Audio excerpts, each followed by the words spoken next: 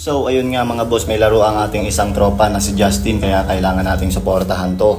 At pagdating ko nga dito ay naabutan ko na siyang nag-iensayo. Nauna nga pala siya dito sa venue. At pagkatapos niya nga mag-iensayo ay nag-iensayo na rin si Gilmore. Ito nga pala ang mga kalaban niya. Si Gilmore nga pala ay isa sa pinakamagaling dito sa publiko. At eto na nga, magsisimula na ang kanilang laban. Dito nga pala sa unang rack ay tumira si Justin ng spot at pumasok, ngunit ang preparasyon niya ay kumover. Pagka-cover nga ay agad na nag-spot si Justin kaya si Gilmore na ang titira. Sabi ko nga dito, kapag pumasok tong spot wala nang kabuhay-buhay dahil ang susunod na bola ay 13 at malapit na ito sa buta sa side ball. At eto na nga napanipis ng tama kaya hindi pumasok. Pagtira nga ng spot ni Gilmore ay na-placing pa kaya plinising din ni Justin. Kaso nga lang pagtira ni Justin ay napanipis kaya tumama sa 13 at bumenta. Dito nga ay dalawang bola na lang si Gilmore at ayun na ang 13, napakadali na. Pero pagtira niya ay hindi namin inaasahan na isasablay niya pa yun. Sa posisyon nga na ito ay akala namin ipi-placing ni Justin pero talagang tinapangan. Ayun, pasok, pocketing, perfect. Ano? Talaga naman, Justin! At etong ang tirang ito ay last ball para makauna sa 1-0. At ayun na po, 1-0 na. Lamang si Justin, tingnan nyo naman yung mga kasama, talagang tuwang-tuwa. Dito nga sa rack number 2, pagtira niya ng spot ay napanipis. Ngunit tingnan nyo ang 12 na crossing at pumasok. Maswerte pa. Pagtira niya naman ng 7 ay napanipis ang tama at nagumpugan ng pamato at 7. Kaya talagang bumenta kay Gilmore. Ang laban nga po palang ito ay isang exhibition fight lamang. Sa laban po na ito ay underdog po dito ang tropa namin na si Justin at liyamadong-liyamado talaga si Gilmore. Sa tira G's nga ay napakapal ng kaunti kaya kumanto pero talagang maingat si Gilmore, sablay na, blessing pa. At pagtira naman ni Justin ay sumablay at ito ang naging dahilan para bumenta kay Gilmore. Tatlong bola na lang pala dito si Gilmore at halos lahat ay pabor na sa kanya.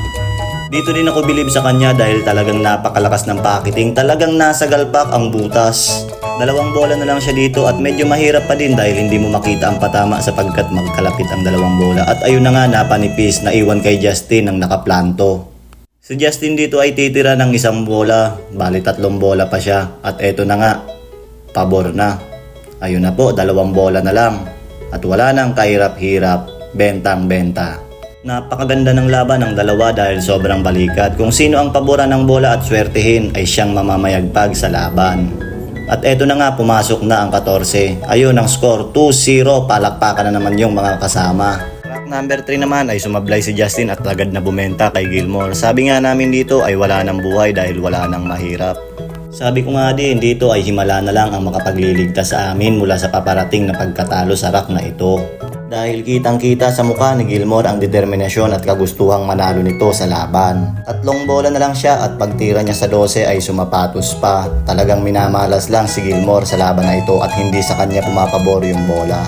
At dahil nga sa sapatos na ito, pagtira niya sa 13 ay napanipis. Kaya ito ang naging dahilan kaya siya ay sumablay at bumenta kay Justin.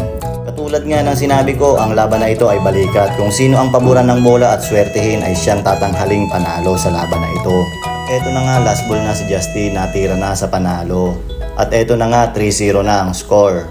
Sa rack number 5 naman ay napakapalang tira ni Justin sa G's kaya bumenta kay Gilmore. At wala nang sinayang na pagkakataon, talagang ipinakita niya ang kanyang husay sa harap ng maraming nanonood. Pinaramdam din ni Gilmore kay Justin ang pressure na hindi pa nararamdaman ni Justin sa paglalaro niya ng bilyar. Sa kabila ng kamalasan na nararanasan ni Gilmore ay nagawa pa din itong umubos ng bola.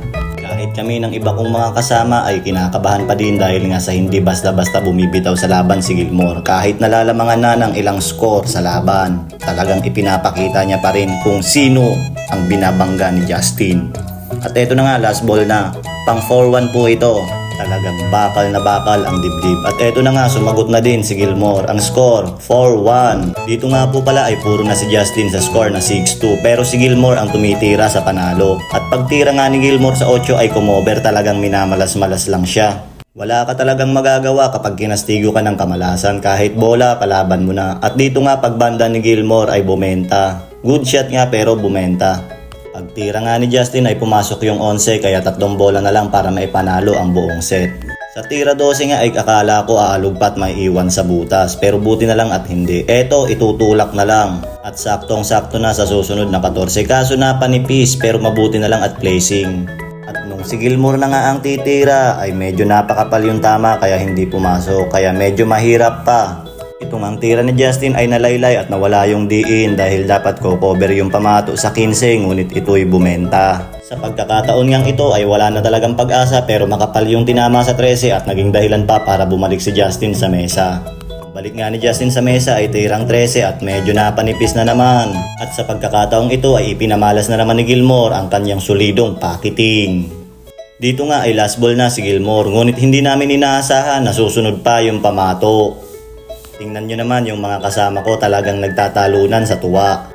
Bago nga tumira si Justin ay napaihi muna siya kahit si Justin alam din na kapag hindi niya naubos ang 2 bola ay talagang matatalo pa siya.